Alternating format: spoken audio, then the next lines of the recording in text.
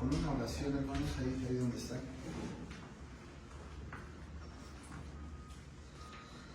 Padre eterno, Dios Todopoderoso, en esta mañana, en el nombre de Jesús, queremos darte gracias porque ya has empezado a mandar tu buen tesoro. Las lluvias se han llenado los ríos, las presas también. Empieza a salir el grano, los animales comen y nosotros empezamos a formar parte de esa cadena alimenticia. Te agradecemos este buen tesoro que has mandado del cielo a nuestro país, porque aún siendo pecadores, depravados, corruptos, aún estando expuestos a tu palabra, tenemos deficiencias, pero tú en tu bondad mandas el buen tesoro. Gracias por todo ello, en el nombre de Cristo Jesús. Amén. Miren, hermanos, hasta los mantos acuíferos se llenan, gracias a Dios. Y tenemos agua, nuevamente como cada año. Hoy vamos a tener predicación y quiero que por favor vayan a primera de Timoteo 3:15. Ahí vamos a comenzar. Primera de Timoteo 3:15.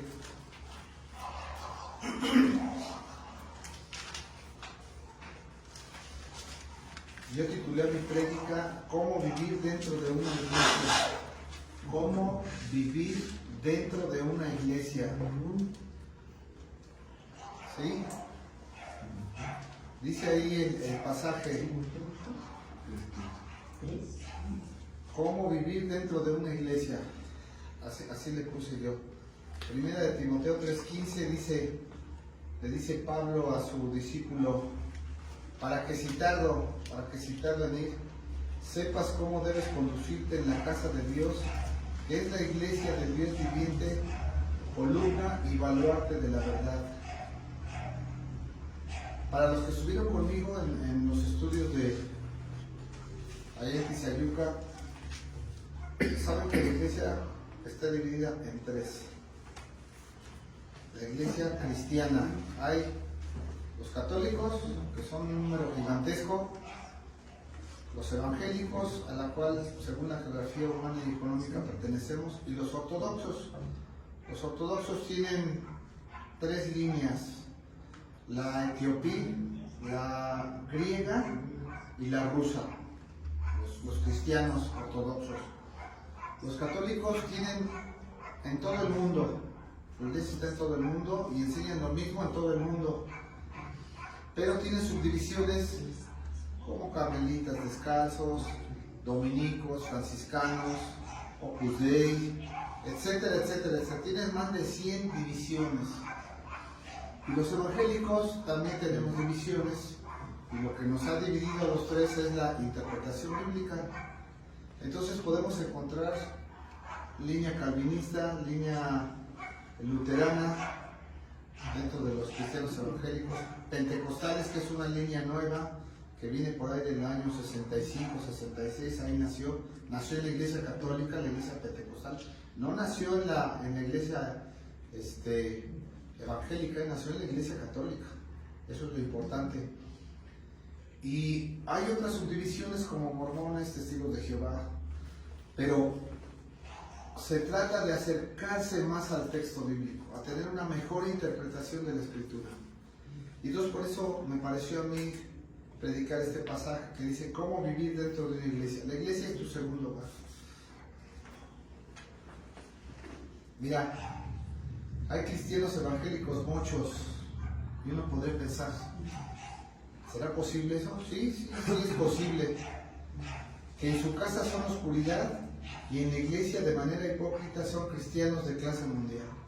Hay muchos cristianos así, y dentro de las líneas que les acabo de mencionar, incluso dentro de las líneas evangélicas, hay personas que han estado expuestos a la palabra de Dios, pero el Espíritu Santo todavía no los alcanza. Solamente están ahí expuestos, escuchando. Lleva mucho tiempo que el Espíritu Santo te convenza y eres pecador. En todas las iglesias solo hay dos tipos de personas: los que están en crecimiento expuestos a la palabra de Dios y los que están consagrados y convencidos por la palabra, es decir, los maduros y los inmaduros. Hay dos clases, siempre, en todas las iglesias. Ambos grupos están dentro de su santificación progresiva, los dos grupos están expuestos a esa santificación. Y lo que decía nuestro hermano Fede, que lo apuntaba muy bien, recordemos que Dios siempre está trabajando con nosotros, todos los días, siempre está trabajando. Así tengas un crecimiento muy elevado, tú vas a llegar a esas iglesias en donde hay un pastor que está exponiendo la palabra, y aunque estén otros pastores abajo, están sujetos a la palabra también. Vas a ver iglesias así que al final todos estamos sujetos unos a otros. Y nos lanza una pregunta: ¿cómo te conduces tú dentro de tu iglesia? ¿Cómo te conduces? No se trata aquí de una conducta nada más externa, sino una conducta del corazón. ¿Estás en la iglesia para resolver tus problemas o para adorar a Cristo? Porque normalmente cuando llegamos es porque necesito ayuda. Es lo normal, así llegamos. Es más, llegamos devastados y llegamos destruidos a la iglesia. ¿Estás distraído y disperso dentro de la iglesia? ¿No apuntas nada en sermones y estudios bíblicos? ¿Tu compromiso es con Cristo? ¿Es con los pastores o con el mundo? ¿Con quién es tu compromiso? Cada quien contéstese a sí mismo. ¿Falta si llegas tarde? ¿A veces no vienes? ¿Eres inconstante? ¿Buscas un puesto? ¿Estás ya sirviendo en un ministerio? No lo sé, solamente tú lo sabes. Los compromisos familiares son más importantes que asistir al culto dominical. ¿Asistes solo por rutina a la iglesia? Y la pregunta importante dice: ¿cuál es el verdadero motivo de tu corazón de asistir a la iglesia? ¿Cuál es el verdadero motivo? Estas preguntas son importantes porque muchas veces no nos las hemos hecho. Pero es importante enfocarse cuál es la razón de por qué estamos en una iglesia, dado que es nuestro segundo hogar. La iglesia no es un club de fin de semana, no es un centro social de optimismo, no es una beneficencia pública donde puedes obtener beneficios, no es una proveedora de servicios tampoco, no es una democracia donde todos votan y ahora vamos a hacer esto. Hay pastores que se levantan y que dicen: bueno, ahora hermanos, ¿ahora qué quieren? Y si los hermanos dicen: pues queremos un viaje a Israel para ir a visitar tierra santa, bueno, vamos a hacer lo posible para ir para allá. Y entonces están dedicados a darle gusto a los fieles, pero no predican la palabra con precisión. Tampoco la iglesia es una empresa que da utilidades a la familia pastoral, tampoco es eso. Tampoco un centro de juicio y crítica, mucho menos, lo acabamos de ver, lo acaba de decir el hermano. No está dedicada a perseguir y a quemar herejes como en otro tiempo. Y menos un lugar en donde se exalte al hombre. Maldito el que pone su confianza en el hombre, dice Jeremías 17:5. Y mira la cita de Mateo 7:21 que nos hizo una buena explicación nuestro hermano. No todo el que me dice Señor, Señor entrará en el reino de los cielos, sino el que hace la voluntad de mi Padre que está en los cielos. La obediencia. ¿De qué te sirve que vengas a la iglesia si no estás obedeciendo? ¿De qué sirve? Mira, Charles Spurgeon, el predicador inglés, dijo, si gustas anotar este pensamiento, está muy cortito pero está muy bonito: la iglesia es el lugar más preciado de la tierra. La iglesia es el lugar más preciado de la tierra.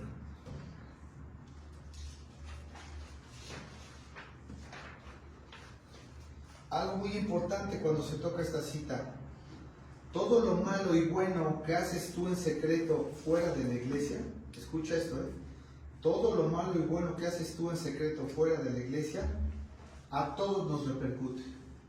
A veces pensamos que lo que hacemos no le repercute a los demás, pero resulta que sí les repercute. Lo que pasa en otra iglesia nos repercute a nosotros. Porque si otra iglesia está dando mal testimonio, o otro ministro está dando mal testimonio, a nosotros nos repercute. Por eso debemos tener mucho cuidado. Por eso, si ustedes se acuerdan, cuando entraba Aarón ahí al lugar santísimo una vez al año en el Yom Kippur, para pedir perdón por él y por los pecados del pueblo, se ponía una corona de oro que decía santidad a Jehová. Así decía. Entonces, ¿cómo debemos conducirnos nosotros? Pues de la mejor manera posible. Primera de Corintios 12, 26, 27, anota esta cita, anótala, yo te la voy a leer, no la leas, no la busques. De manera que si un miembro padece, todos los miembros se duelen con él. Y si un miembro recibe honra, todos los miembros con él se gozan. Vosotros pues sois el cuerpo de Cristo y miembros cada uno en particular. Dios no lo quiera, pero si le pasa algo a nuestra hermanita, o a Lupita, o a Fede, o a quien le pase, a Abraham, a Karina, a quien le pase, nos duele. Sufrimos con ellos. No somos ajenos. No podemos decir, ay, pues es su problema. ¿Y dónde vas a dejar esta cita?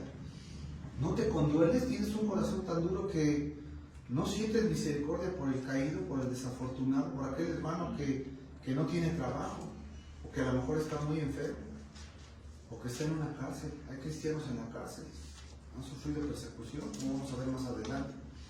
Entonces, dice, y cada miembro, cada uno en particular, unos de otros, sois el cuerpo de Cristo. Entonces, por supuesto que lo que está pasando a los hermanos creyentes ahí en la guerra, pues nos duele. Y tenemos que estar orando por ellos. Si algo le pasa a un hijo o una hija de un hermano, pues nos duele. No podemos decir, no, pues es su problema, no. Es nuestro problema. Entonces, todo lo malo y bueno que haces tú en secreto fuera de la iglesia, a todos nos repercute, porque somos el cuerpo de Cristo. Mira, esta primera de Timoteo tiene 6 capítulos, 113 versículos, y nosotros nada más vamos a ver uno. Está fechada en el 63 después de Cristo, más o menos, esa es la fecha correcta. Tiene un tema. Cuando empezó Pablo a escribirla, él tenía en la mente, voy a escribir el manual del pastor. El tema es ese, el manual del pastor. El propósito para lo que le escribí, restaurar el orden dentro de la iglesia. Restaurar el orden dentro de la iglesia. Ya estoy hablando de lo que es la carta, estoy dando ya el contexto. Si tú vas a abordar esa carta, te doy el bosquejo. El bosquejo es sencillo, pero es importante. El capítulo 1 habla de cómo combatir a los falsos maestros. Si tú quieres saber algo ahí sobre los falsos maestros, ahí nada más con el capítulo 1 tienes para meterte ahí. Los capítulos 2 y 3 hablan de los roles de la iglesia, las funciones dentro de la iglesia. Y capítulos 4, 5 y 6 habla de cómo pastorear la iglesia. Es el manual para los pastores. Capítulos 4, 5 y 6. Eso ya nos va dando una idea más o menos de lo que quiere decir la cita bíblica. Bien, si vamos al capítulo 3, ve al capítulo 3 ahí. Ahora sí, ve al capítulo 3. Vamos a desglosarlo porque también es importante. Tiene ahí 3 puntitos. Mira, el capítulo 3 de los versículos 1 al 7 indican los requisitos para los ancianos y pastores. Actualmente en las iglesias cualquiera se sube a predicar, cualquiera puede decir que es pastor aunque no haya estado en un seminario, aunque no tenga experiencia, simplemente porque ve que es un buen negocio. Dice, pues yo voy a ser pastor y yo me subo, me empodero. Quién sabe de qué seminario salieron, quién sabe quién les impuso las manos. Es mundialmente desconocido, levanta una iglesia y lo increíble es que está lleno. El diablo se la llena diciendo pura basura. Pero ahí en el versículo 2 mira lo que dice, pero es necesario que el obispo o el anciano o el pastor sea irreprensible. Ya con esa sola palabra ya te pone en tu lugar. Marido de una sola mujer, sobrio, prudente, decoroso, hospedador y apto para enseñar. Y luego ahí viene una lista de requisitos. No cualquiera puede serlo. no cualquiera, tiene que ser una persona. Mira, para acabar pronto el pastorado, ni siquiera te lo da el seminario, el pastorado te lo da Dios. Yo conozco pastores que efectivamente tienen el don y están bien preparados. Y hay otros que han ido al seminario y la verdad, con todo respeto, no la aman, porque no tienen el don, es un don. Luego de los versículos 8 al 13, ahí en el capítulo 3, habla de los requisitos para los servidores, los diáconos, también en la iglesia hay diáconos. Y mira lo que dice el versículo 12 ahí: los diáconos sean maridos de una sola mujer y que gobiernan bien a sus hijos y sus casas. Mira, y ahí la otra lista, es otra lista que también los pastores deben de tener mucho cuidado en escoger a su equipo de trabajo, es lo que está diciendo aquí. No puede ser también cualquiera. Tiene que ser un buen equipo de trabajo porque tienen que trabajar en armonía.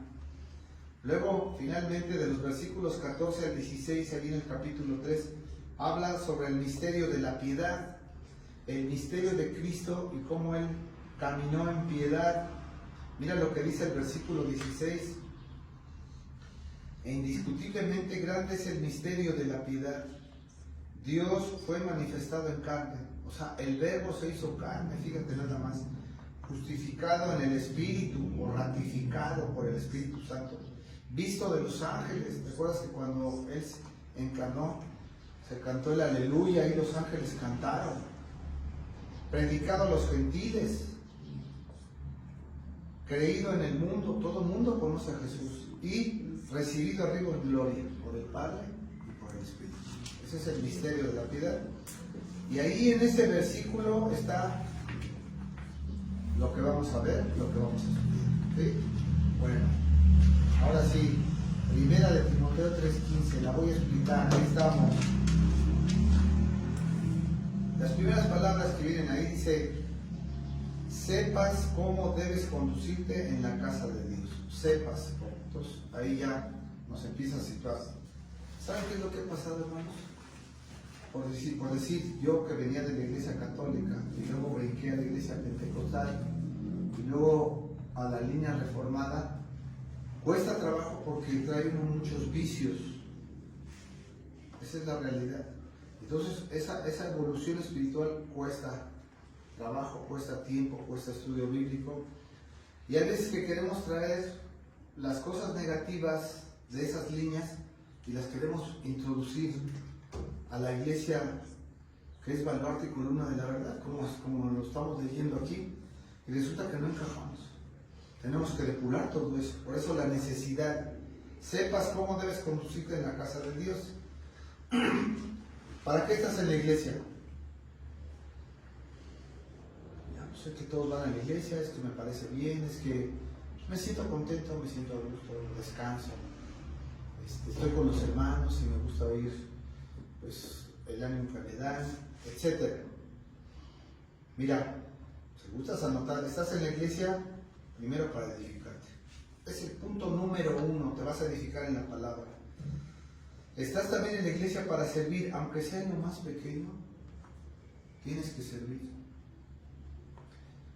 Para glorificar a Cristo, la iglesia es para glorificar a Cristo, no al hombre, ni a tu denominación, ni a tu pastor, ni a nadie. Para capacitarte y ser aprobado, porque un día vas a ser calificado por Dios. Y para mostrar el fruto del Espíritu. Lo acaba de leer el hermano Fede. Amor, gozo, paz, paciencia, bondad, benignidad, fe, templanza. ¿Sí? Ahí está el fruto del Espíritu. No es si hablas en lenguas, no es si expulsas demonios, no es si eres ultra carismático. El fruto del Espíritu es lo más importante. ¿Cómo te conduces con ese fruto? Entonces, ¿para qué estás en la iglesia? Para eso, para esto que te acabo de decir. Debido a las dificultades que existen dentro de la iglesia en ese tiempo, Pablo indica a su discípulo Timoteo de lo que debe de corregir sobre ciertos asuntos problemáticos entre los hermanos. Los pastores están para animar, están para apoyar, están para dar, están para servir, pero sobre todo para corregir. Si alguien ve que se está desviando, es prudente hablarle. Y nosotros en broma y broma decimos, no, pues el hermano necesita consejería. Pero sí, hay hermanitos que sí necesitan consejería, pero urgente. Hay otros que no, hay otros que son muy dóciles y ahí van caminando despacito y calladitos, calladitos, de repente ahí se les ve su crecimiento espiritual y eso es bueno también. Mira esta palabra conducirte, ahí como dice, sepas cómo debes conducirte, indica cómo llevarse con otros, fíjate, cómo debes llevarse con otros.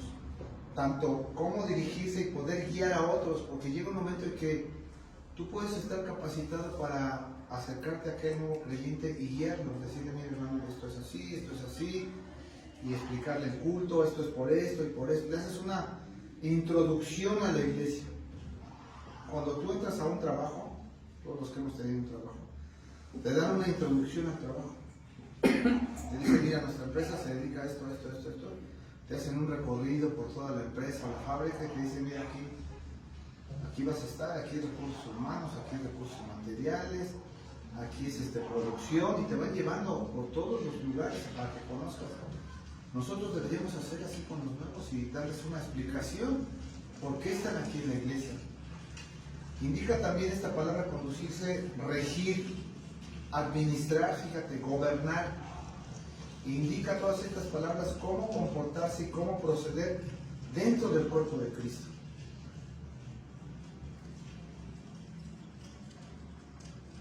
Hay personas que viven en el campo y cuando vienen a la ciudad no saben cómo comportarse y les cuesta trabajo ver cómo nosotros entramos al metro, pero a empujones, corriendo. Y se nos queda viendo y dicen, ¿qué es esto? No, pues es que tenemos que llegar temprano. Y ellos dicen, no están acostumbrados a eso. Por dar un ejemplo, y luego ven cómo van caminando ahí en las calles, y ellos van disfrutando y van viendo la arquitectura y van viendo todo, y nosotros andamos corriendo de un lado para otro. Hay personas que no saben conducirse ni siquiera en un supermercado. Dejan el carro en medio y andan allá viendo para un lado y para otro, y se regresa y en medio y no puedes pasar. Hasta que a la señora se le ocurra hacerse a un lado y dejarte pasar. Y luego se suben a la pecera o al camión y ya se van a bajar aquí y apenas van sacando el monedero. Y dices, no puedes, ya debes traer el cambio. Aquí en la bolsa ya debes traer el cambio. Por el tiempo de los demás, el respeto. Y todas esas cosas nos indican que no sabemos a veces comportarnos ni en sociedad. Y nos cuesta todavía más trabajo saber cómo conducirnos dentro de la iglesia, dentro del cuerpo de Cristo. Cuando el pasaje dice en la casa de Dios, el nombre de nuestra iglesia, casa de Dios, indica que los cristianos somos miembros del cuerpo de Cristo o de la familia de Dios, siendo Jesús el primogénito. Y aquí hago una pausa. Eres sacerdocio real, linaje escogido. Cómo te conduces en tu lenguaje y tu forma de ser y cómo te conduces internamente. Y ahí ya como que nos quedamos. ¿Cuántas cosas todavía muy carnales tenemos? Y decimos palabrotas, decimos groserías y hacemos gestos. No nos conducimos como verdaderos hijos de Dios. Y todo eso hay que pulirlo. Porque si nuestro Padre es Dios y tenemos una herencia celestial y nuestro hermano mayor es Jesucristo, ¿cómo debemos conducirnos? Dentro y fuera de la iglesia. No puede ser posible que sigamos igual. Como lo dice Efesios 2:19, anótala, yo la voy a leer. Efesios 2:19. Así que ya no sois extranjeros ni advenedizos, sino conciudadanos de los santos, fíjate, conciudadanos y miembros de la familia de Dios. Ya tenemos un título, no somos cualquiera. Todo el mundo quiere decir, ay, yo quiero ir a Estados Unidos y voy a sacar mi visa, voy a sacar mi pasaporte. Voy a andar paseando ahí en Bronzeville o voy a ir a Las Vegas o a Nueva York, y se sienten soñados porque andan ahí. ¿Por qué te sientes soñado cuando vas a Europa? Siéntete digno de ser hijo de Dios, de ser hermano de Jesucristo, de ser conciudadano de los santos. Aquí vas de paso. Tu herencia está en los cielos. Allá está tu ciudadanía, en los cielos, eterno. ¿Cómo debes de conducir? Tienes una super mega herencia. Super mega herencia. Esta referencia es directa hacia las personas. Cómo conducirte en la casa de Dios. No se refiere al edificio, sino a las personas. El edificio, hay iglesias que le están echando al edificio todas las ganas y se olvidan de la palabra. Y que ahora hay que pintar la calle, ahora hay que hacer la calle. Y la predicación, bien, gracias. Pero mira, aquí hace falta esto, sí, la predicación, bien, gracias. No, el énfasis es la predicación. ¿De qué te sirve un edificio hermosísimo si estás predicando pura basura y no sabes, y la iglesia no le has enseñado a conducirte como debe de ser en la casa de Dios? Bueno, entonces esta referencia es directa hacia las personas y no hacia el edificio donde se congregan los creyentes. Sí, es bueno tener limpio, es bueno tener bonito, estoy de acuerdo, grande, a lo mejor espacioso, ok, pero lo más importante es nuestro corazón, cómo conducirnos. Si sigues leyendo ahí el texto, dice la iglesia del Dios viviente, ¿sí? Ahí dice la iglesia del Dios viviente. Los creyentes son posesión de Dios, comprados con la sangre de Cristo y predestinados antes de la fundación del mundo. Mira, aquí ya otra vez te vuelve a dar posesión de Dios, comprados con la sangre de Cristo. Entonces, ¿fui comprado? Sí, fuiste comprado. ¿Ya no te puedes conducir igual? No, no me puedo conducir igual. Luego dice, y predestinados antes de la fundación del mundo. Esta doctrina es una doctrina muy fuerte que dice que nuestros nombres están inscritos en el libro de la vida y que ya desde antes estamos predestinados para salvación y que en un momento determinado Dios nos llama cuando llegamos a este mundo y luego empieza el proceso de santificación y un día vamos a ser glorificados con Cristo. Esa es la doctrina. Y apunta esta cita, Hechos 20:28. Hechos 20:28.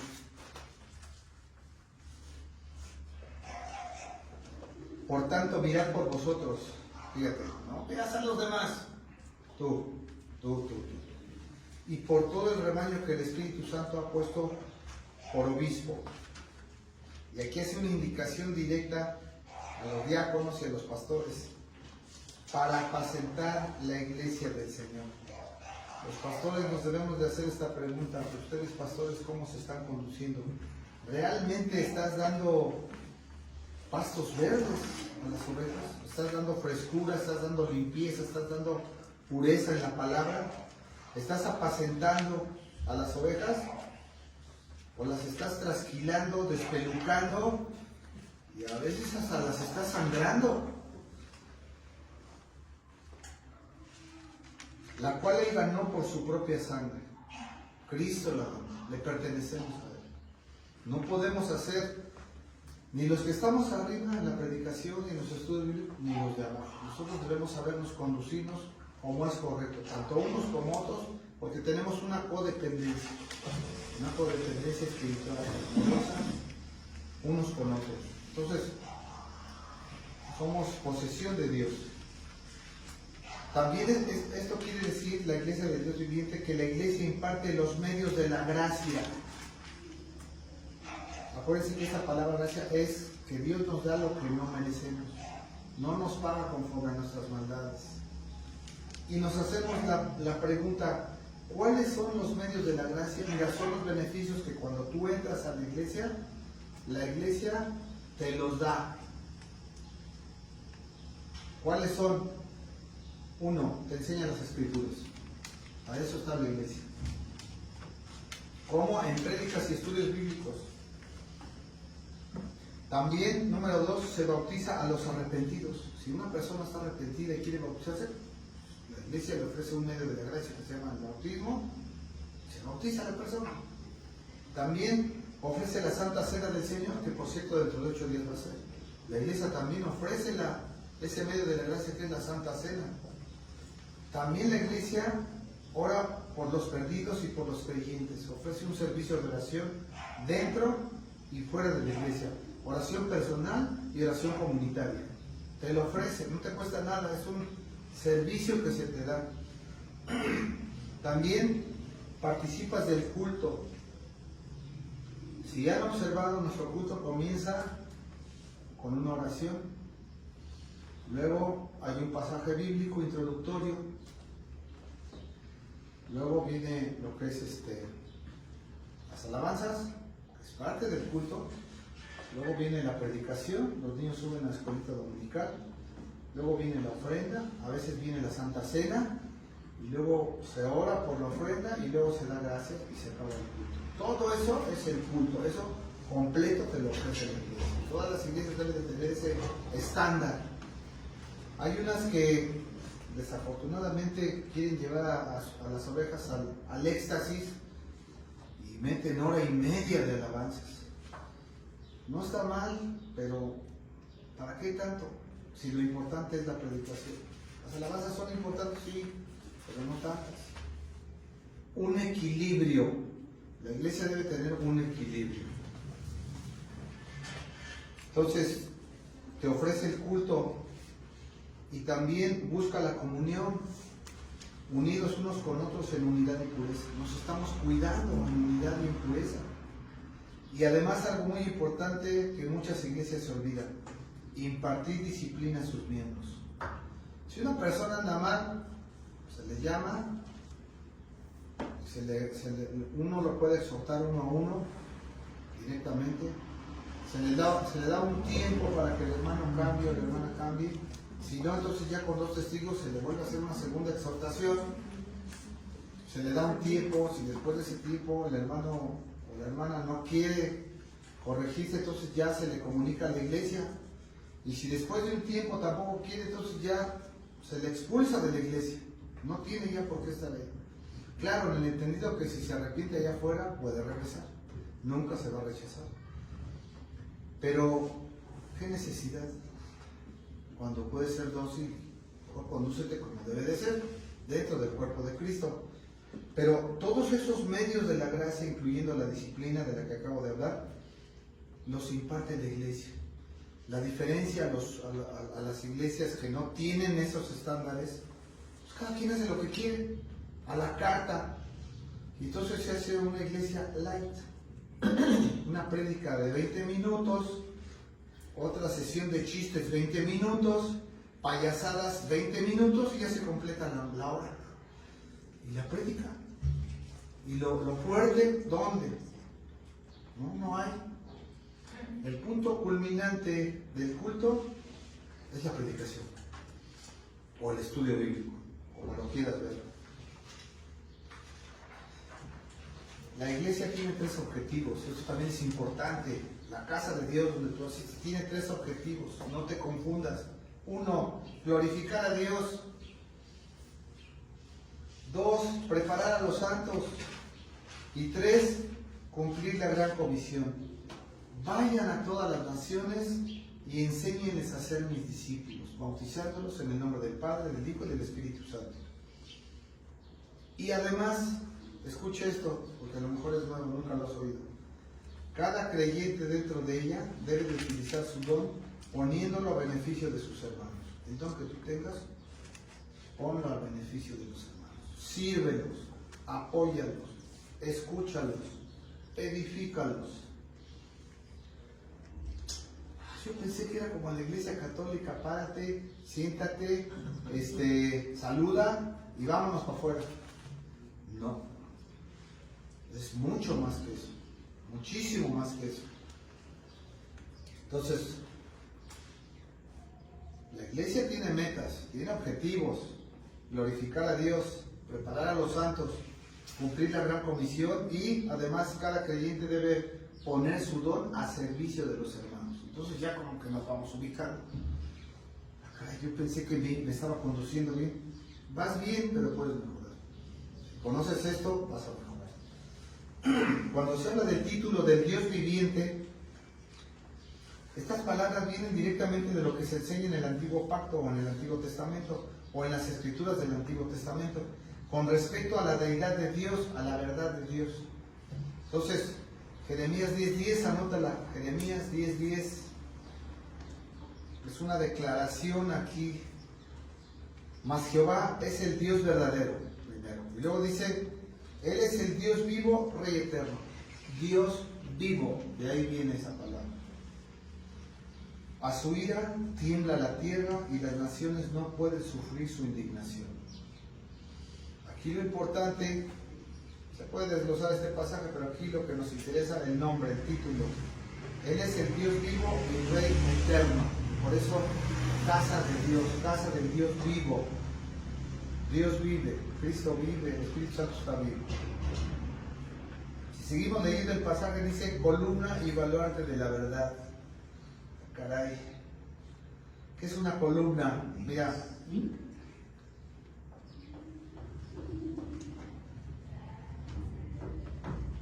es una columna. Es un pilar cilíndrico, apoyo y sostén de una estructura pesada, o a veces muy pesada. Los puentes la tienen, los edificios las tienen, las casas los tienen, todos los tienen. Pues la iglesia es una columna espiritual. Y luego dice baluarte. ¿Qué es baluarte? Una obra de fortificación, como un castillo, un consuelo, una protección, un amparo, una defensa o un muro.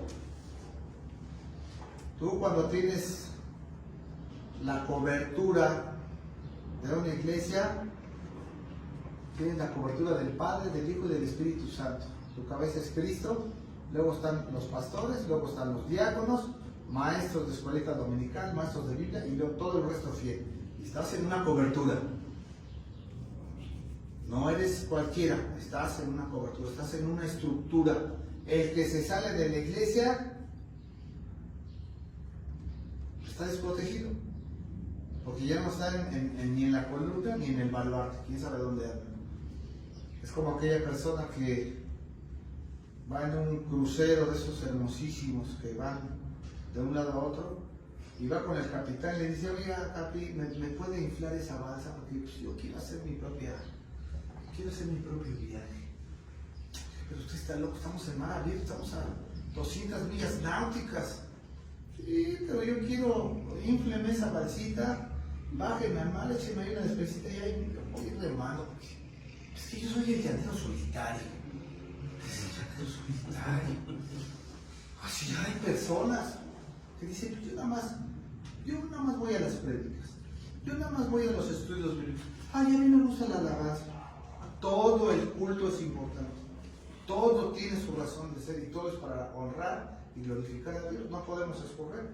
Entonces, ¿cómo es posible que tú te quieras salir de ese baluarte y columna de la verdad? Pues hay personas que se aventuran a salirse de él.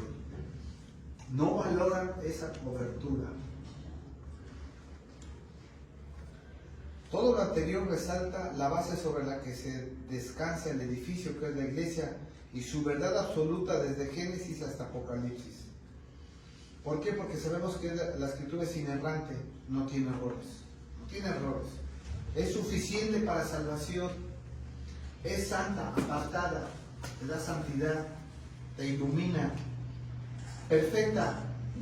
Perfecta es la palabra, es perfecta. Autoritativa porque nos confronta, nos hace ver nuestro pecado. Y además, aplicable a la humanidad de todos los tiempos y de todos los lugares. Esas son las características de las prédicas y de los estudios bíblicos que se dan basados solamente en la palabra de Dios. Escucha esto, la iglesia es la máxima autoridad en la tierra y su cabeza es Cristo. Máxima autoridad, ¿escuchaste? A nivel espiritual estamos hasta arriba.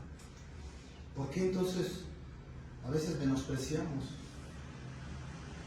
A veces no valoramos nuestra iglesia, sea pequeño, sea grande, sea mediana. Es un privilegio tener un lugar de alabanza y de adoración. Gracias a Dios que la Constitución Política, ahí en el artículo 24, nos permite todavía libertad de culto. Entonces, por eso tenemos este pequeño lugar. Pero miren, qué agasajo, todo lo que estamos estudiando, todo lo que se está hablando, todo lo que estamos aprendiendo. La iglesia es la máxima autoridad en la tierra y su cabeza es Cristo. Esto es importante. Efesios 1, 22, 23. Acompáñame, aquí sí acompáñame. Busca tu Biblia. Efesios 1, 22, 23.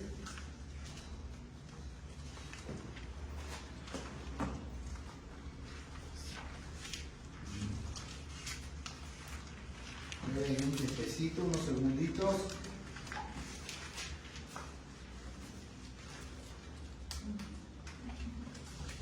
¿Ya están ahí? Y sometió todas las cosas bajo sus pies. Mira, no lo digo yo, ahí está. Y lo dio por cabeza sobre todas las cosas. ¿A quién? A la iglesia, la cual es su cuerpo, la plenitud de aquel que todo lo llena en todo. Y mira, hasta ahí con eso nada más las palabras. Dice, y lo dio por cabeza sobre todas las cosas a la iglesia. Entonces, la iglesia es importante, importantísima. ¿Cómo debemos conducirnos? De una manera digna y honesta dentro de ella, con amor hacia los hermanos y hacia las hermanas. Entonces, cuando dice aquí columna y baluarte de la verdad, se habla también del contenido de la fe cristiana. Claro, en prédicas y en estudios bíblicos. Es decir, Dios dio a los hombres el misterio de la piedad. Su amor fue manifestado y nos envió al Mesías Salvador. Ahí está esa piedad, el cual fue ratificado por el Espíritu Santo, visto por todos los ángeles en su encarnación, humillado como ser humano. Fíjate, nada más es lo que te estoy diciendo. Predicado a judíos y a gentiles para salvación y recibido en gloria por el Padre en los cielos. De eso se habla. Te voy a leer lo que dice Juan de Straubinger, un erudito. Él comentó esta cita de 1 Timoteo 3:15, la comentó, y escucha lo que dice él. Mira, en el Antiguo Testamento, era el templo lo que llevaba ordinariamente el nombre de casa de Dios, al templo. Esto desde el libro de Números, y representa la familia espiritual de Jehová, es decir, su pueblo. Es lo que representa. La iglesia entonces, en la acepción más alta, es la asamblea de los fieles de todos los países, o sea, de todo el mundo. Al destacar así la grandeza de la iglesia, el apóstol Pablo insinúa con qué grande celo deben de servir todos sus miembros dentro de ella. Híjole.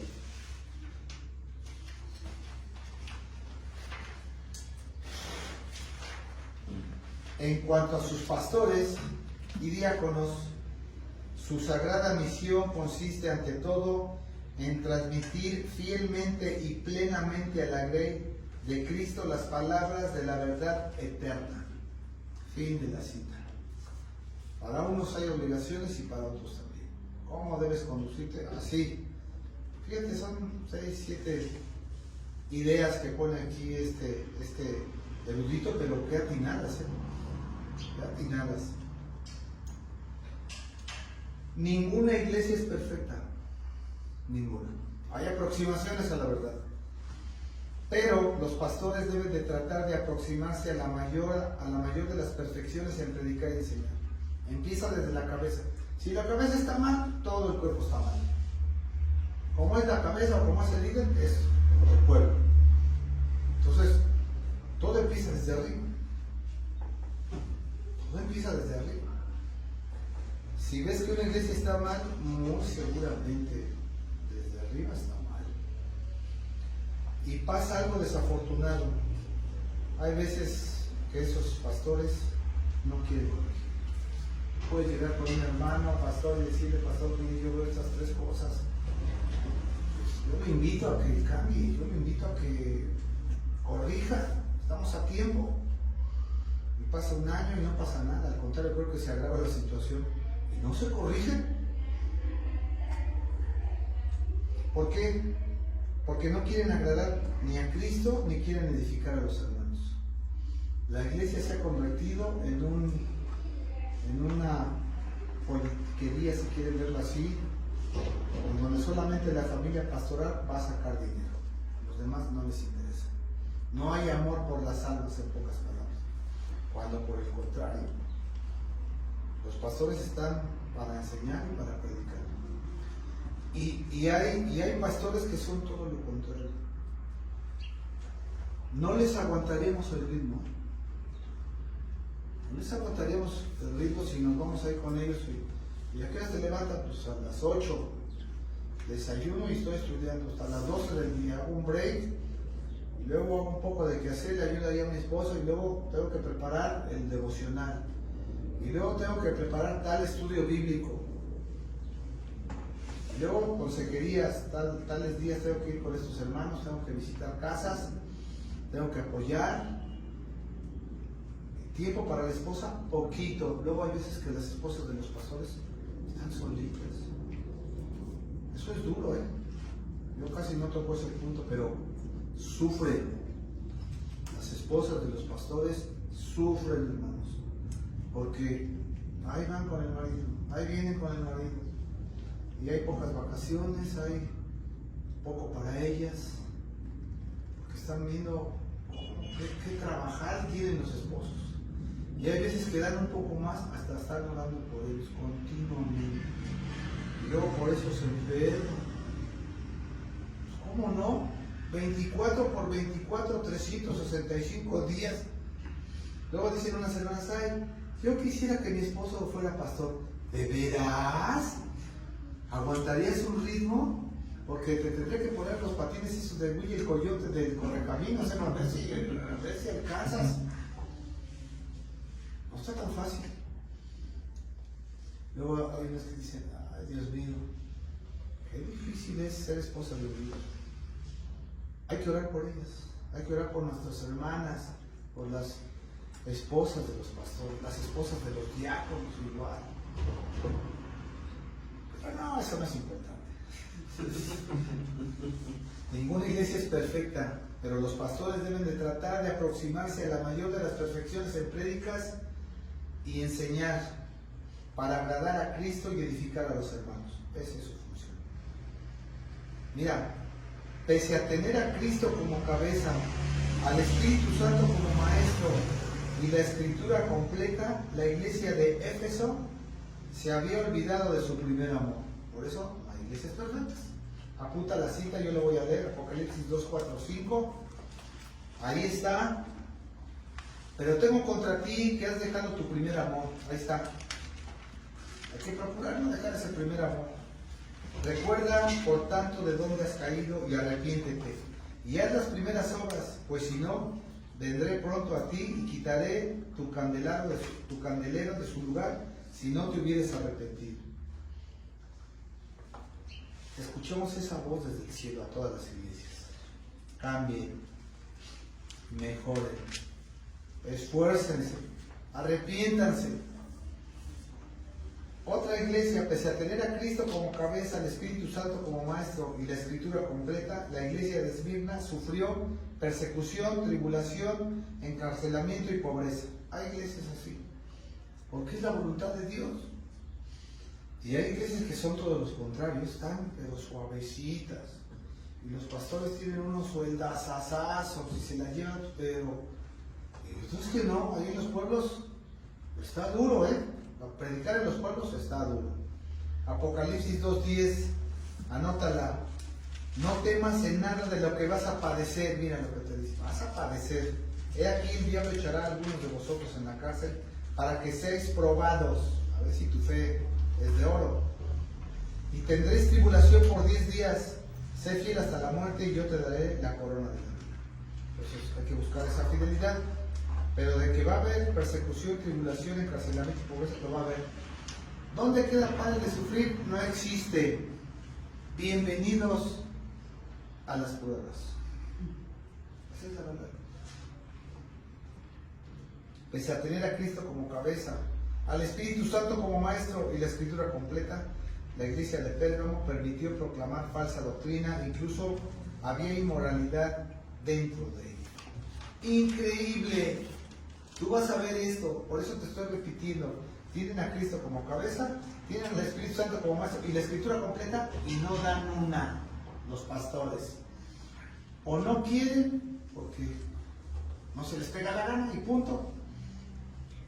Apocalipsis 2:14, anótalo. Pero tengo unas pocas cosas contra ti, o sea, pocas, no muchas, poquitas. Que tienes ahí a los que retienen la doctrina de Balaam, o sea, falsa doctrina, que enseñaba a Balac a poner tropiezo ante los hijos de Israel. A poner, eres piedra de tropiezo, pastores que son piedra de tropiezo. Qué duro es esta declaración, ¿eh?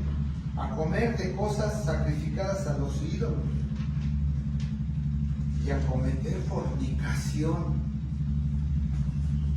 pese a que tienen a Cristo como cabeza, al Espíritu Santo como maestro y la Escritura completa. Y han aventado todo, dicen aquí, esos pastores chicharroneros, aquí solamente mis chicharrones truenan. ¿Tú crees que el Señor les va a aplaudir a sus ministros? Los ángeles, yo creo que se quedan viendo así. ¿Qué está pasando en este lugar? ¿Qué clase de lugar es este? Los demonios están felices. Esos sí están felices. Hasta están echando porras. Tal pastor, ra. Y todos los demonios, vamos bien. Sí. Y el Señor dice, no puede ser posible. Pese a tener a Cristo como cabeza, al Espíritu Santo como maestro y a la Escritura completa, la iglesia de Sardis era perezosa y dispersa. Apocalipsis 3:3, anótala. Pues si no velas, dice ahí, si no velas, acuérdate pues de lo que has recibido y oído y guárdalo. Guárdalo, es un tesoro. Y arrepiéntete, pues si no velas, vendré sobre ti como ladrón y no sabrás a qué hora vendré sobre ti. Continuamente repasa tus estudios bíblicos, continuamente mantente en oración, continuamente busca la pureza, continuamente, por eso es que cada mes tenemos Santa Cena. Por esa razón, para que no entremos en esa pereza, en esa dispersión que hacen todo. Hay iglesias que cada año festejan la Cena del Señor y hay otros que ni la festejan, aunque no lo crean.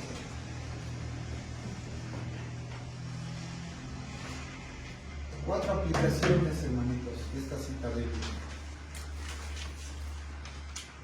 Para que si tardo sepas cómo debes conducirte en la casa de Dios, que es la iglesia del Dios viviente, columna y baluarte de la verdad.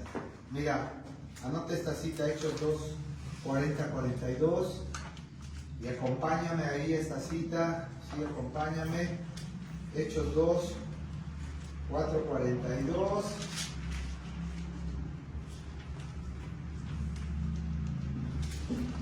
¿Sí?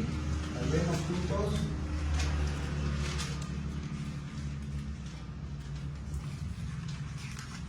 La Escritura muestra 4 cosas que debes de hacer en la iglesia. Y dice ahí el 40, y con otras muchas palabras testificaban y les exhortaban diciendo, sed salvos de esta perversa generación. Mira, y hay una instrucción, sed salvos.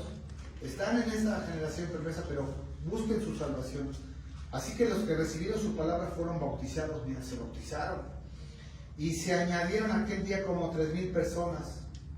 ¿Y qué hacían?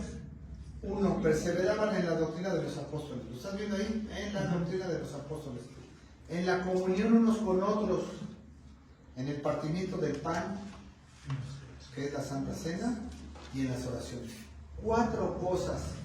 Esto dentro del contexto del primer sermón de Pedro. 4 cosas. A eso está dedicada la iglesia.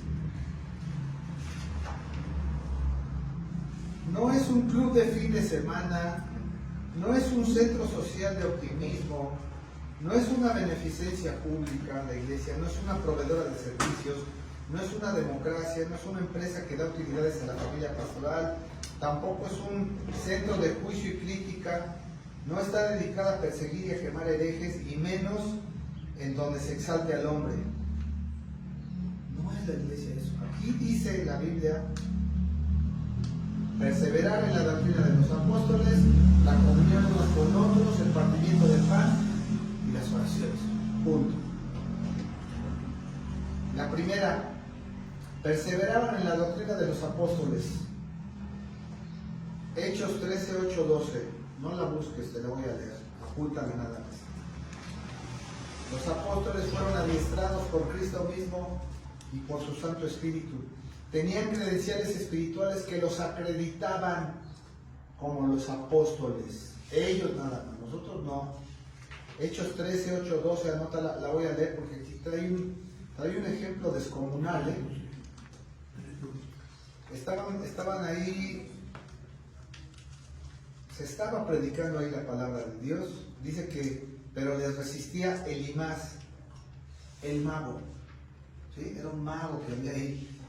Pues así se traduce su nombre, procurando apartar de la fe al procónsul. O sea, estaba ahí pegado con un importante del gobierno romano. Quería gozar de sus favores, él como mago, como hechicero. Entonces Saulo, que también es Pablo, lleno del Espíritu Santo, fijando en él los ojos, le dijo este mago: oh lleno de todo engaño y de toda maldad, hijo del diablo, enemigo de toda injusticia, ¿no cesarás de trastornar los caminos rectos del Señor? Le dio ahí una exhortación. Ahora pues aquí la mano del Señor está contra ti, y serás ciego y no verás el sol por algún tiempo. No nada más lo exhorta, sino que le dice: te vas a quedar ciego un tiempo. E inmediatamente cayeron sobre él oscuridad y tinieblas, y andando alrededor buscaba quien le condujese de la mano. Entonces el procónsul, este hombre principal de ahí del gobierno, viendo lo que había sucedido, creyó maravillado en la doctrina del Señor. Ese es el testimonio que debemos dar nosotros. No quiere decir que andemos pidiéndole al Señor que le quite la vista a los hechiceros, ¿no? Sino el fruto del Espíritu. Ese fruto que tenemos, el fruto del Espíritu. Entonces, ¿qué estaba haciendo Pablo?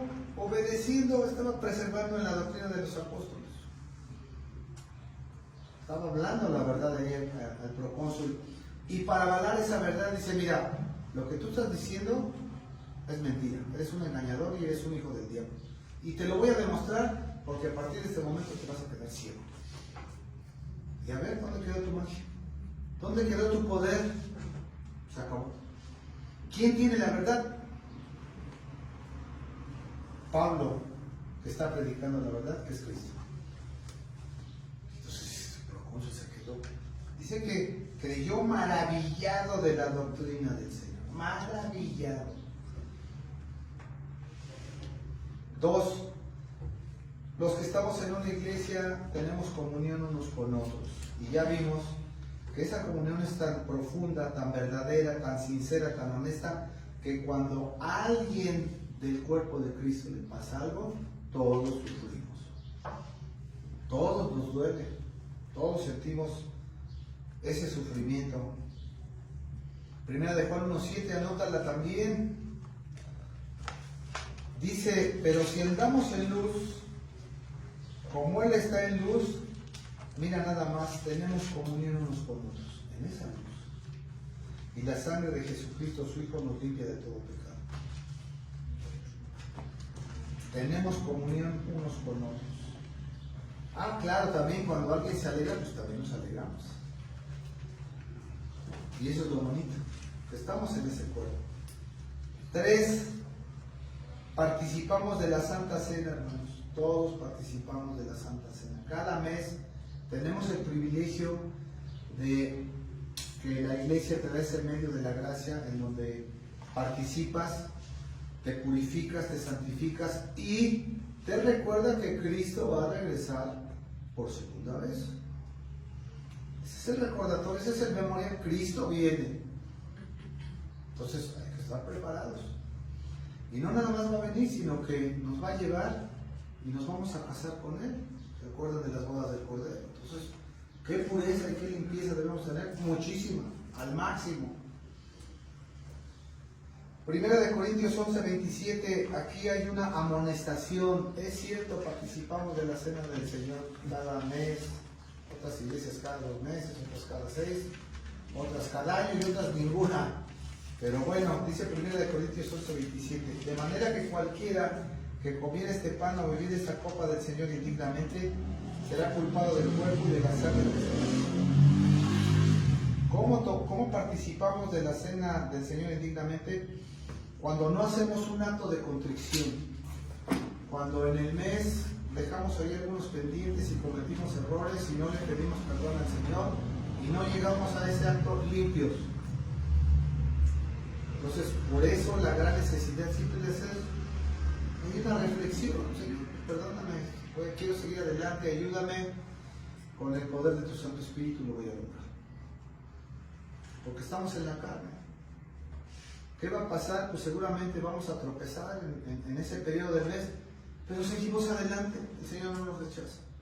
Qué diferente es cuando aquella persona incrédula, que no está dentro del cuerpo de Cristo, está pensando a quién le va a pedir una cuota, está pensando qué casa va a robar, está pensando cómo va a robar un banco, cómo va a robar un coche, cómo va a hacerle maldad a una mujer, no sé.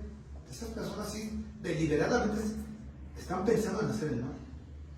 Continuamente están pensando. El cristiano no. El cristiano sufre caídas, sufre resbalones y a veces cae en trampas del diablo que ni siquiera te das cuenta. Cuando ya te diste cuenta, ya caíste en la trampa. Entonces, pero de todas maneras, seguimos en esa santificación progresiva. De manera que cualquiera que comiera este pan o bebiera esta copa del Señor indignamente será culpado del cuerpo y de la sangre del Señor. Entonces, buscar la limpieza, nada más. Pero es un medio de la gracia que la iglesia te da. Y las oraciones, importantísimo. Tanto las oraciones personales como las oraciones comunitarias son importantes. Todas tienen el mismo valor. Las que tú haces solito, las que tú haces con tu esposa, con tu familia son importantes. Y las que hacemos aquí, también, las que hacemos aquí en la iglesia nosotros, cuando estamos en el culto, son importantes. ¿Qué pasa cuando oramos por la ofrenda? El Señor nos escucha. Es una oración que hacemos todos. ¿Qué hacemos cuando pedimos bendición cuando comienza el culto? Señor, bendícenos. ¿Qué nos vas a enseñar? ¿Qué nos vas a mostrar? ¿Qué sigue? Primera de Timoteo 2:8, acompáñenme, con esto vamos a finalizar.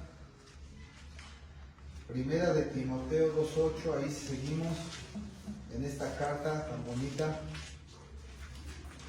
No es la de Eufemia, pero es la de Timoteo. ¿Sí? Quiero pues, dice, que los hombres oren en todo lugar. ¿Sí? ¿Te das cuenta? Levantando manos santas, sin ira ni contienda. Y mira qué bien se conecta con lo que nos decía Fede sobre el amor a los enemigos. Pero yo os digo, no resistáis al que es malo, antes a cualquiera que te hiera en la mejilla derecha, vuelve también a la otra. Qué difícil es perdonar a los enemigos. A una persona que yo conocí, le mataron a su hijo, unos agentes lo confundieron y lo mataron. Primero lo golpearon y lo mataron. Y no encontraban el cuerpo. Cuando encontraron el cuerpo, creo que unos días después, fueron con él, le dijeron, oiga señor fulano de tal, ya encontramos el cuerpo de su hijo y ya sabemos quién lo mató.